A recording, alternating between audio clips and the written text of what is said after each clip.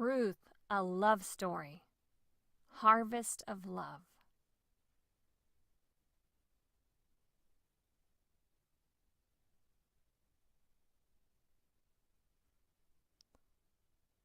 I have a good love story. There's a good one in the Bible. There was a woman whose name was Ruth. And her name sign is like this, Ruth. And she was married, and her husband died. And she had a sister-in-law, and that sister-in-law had her husband also die as well. And her mother-in-law, well, her father-in-law also died. So Ruth was left with her sister-in-law and her mother-in-law.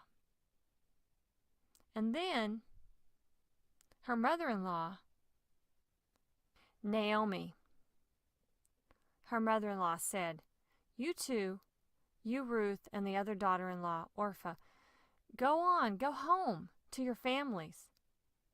I have nothing left to give you, nothing at all to give you." And the one daughter-in-law said, "Fine, bye, I love you, thank you, bye." And then she took off and she left. But Ruth said, "No, no, no, I can't leave you. Your people are my people. Your God is my God. I refuse to leave you. I just won't leave you. I must continue on with you and stay with you. I must continue to be with you and stay with you." So Ruth continued with her mother-in-law,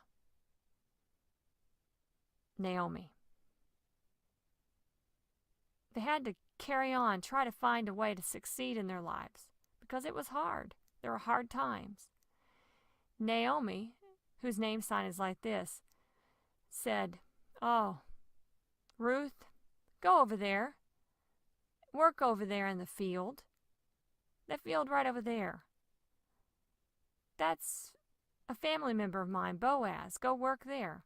So, you see, in Israel, it was a custom, if someone had lost a family member, then another family member would have to take the responsibility to care and help that person.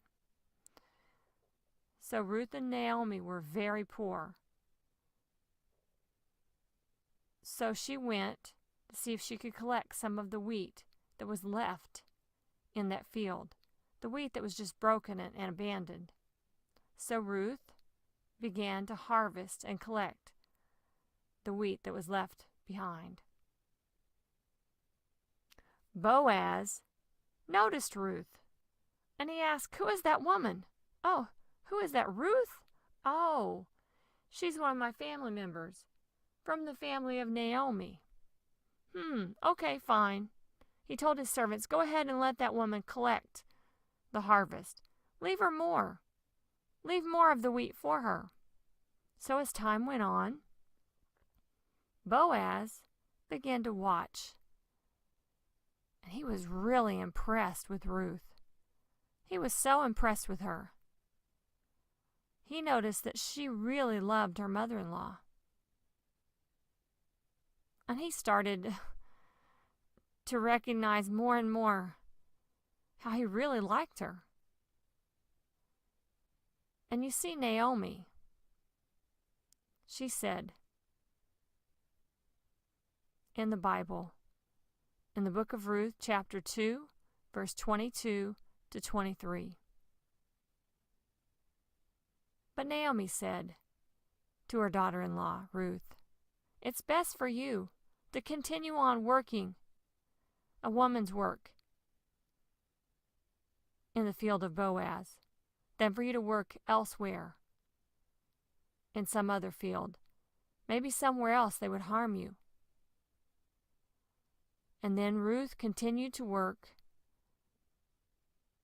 in the field of Boaz, near Boaz, collecting the grain until the barley and wheat harvest were over. And then Ruth continued to live with her mother-in-law, Naomi. Wow. She continued on in the harvest.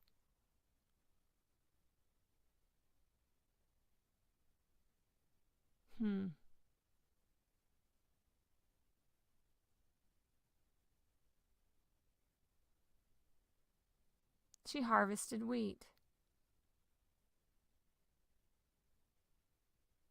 She collected the grain. Ruth harvested the grain. But more importantly, Ruth had blessings of the Lord. And as time went on, Boaz continued to watch her, and he noticed Ruth and her faithfulness and her faith and her love and her goodness and how hardworking she was. And he was so interested in her. And as time went on, later, the two of them, Boaz and Ruth, they were married. And then as time went on, later, they had a son who was born, whose name was Obed. Wow. You see, God blessed Ruth. He blessed her for her faithfulness, for her trust in God.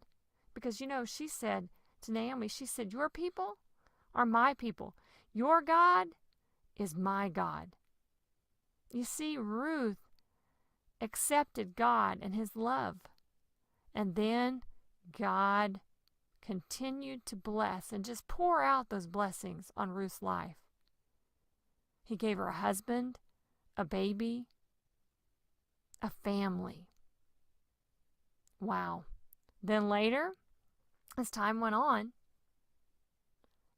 and the family generations passed, Jesus was born from the lineage of Ruth. That honored woman, Ruth, who wasn't a Jew. She was a woman who was from Moab. She was a Moabite.